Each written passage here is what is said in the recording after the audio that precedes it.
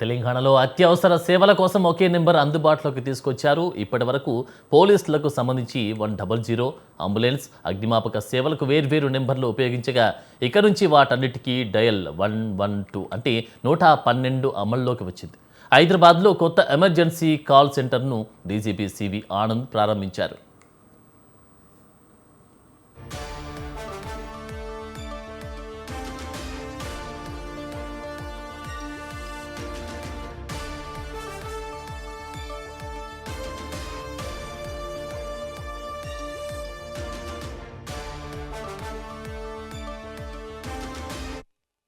కొత్త విధానంతో police, ambulance, అగ్నిమాపక సహా ఇతర అత్యవసర సేవలు ఒకే వేదికపైకి వస్తాయి.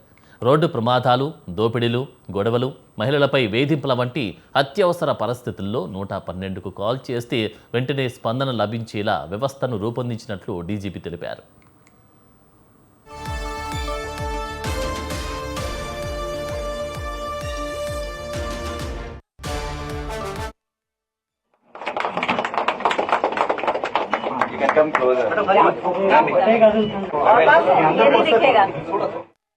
ఇంటిగ్రేటెడ్ కమాండ్ కంట్రోల్ సెంటర్ నుంచి కాల్స్ పర్యవేక్షిస్తారు.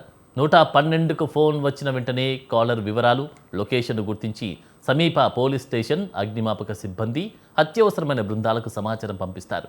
దీంతో సహాయక చర్యలు మరింత వేగంగా ప్రారంభమవుతాయని అధికారులు చెబుతున్నారు.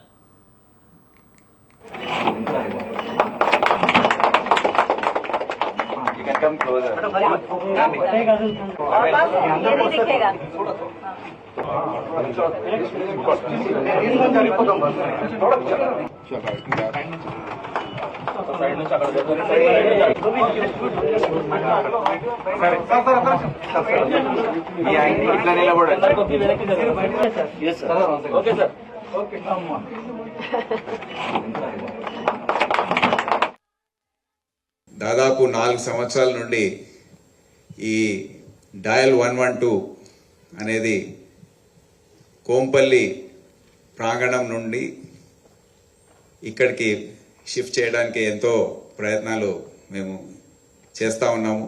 సిటీ పోలీస్లో హైదరాబాద్ సిపిగా ఉన్న సందర్భంలో ఆ బాధ్యత అంతా కూడా ఈ బిల్డింగ్ నిర్వహణ, దీన్ని ఎస్టాబ్లిష్ చేయడం అనేది టోటల్ హైదరాబాద్ సిపి పైన పడింది. సో ఆ నేపథ్యంలో 2 ఫ్లోర్లు టవర్ బిలో డయల్ 112 కోసం కేటాయించడం జరిగింది. ఆ ప్రక్రియ ప్రారంభమైంది. కానీ చూస్తే అంత సులభమైన విషయం అది అని తెలిసింది. అంటే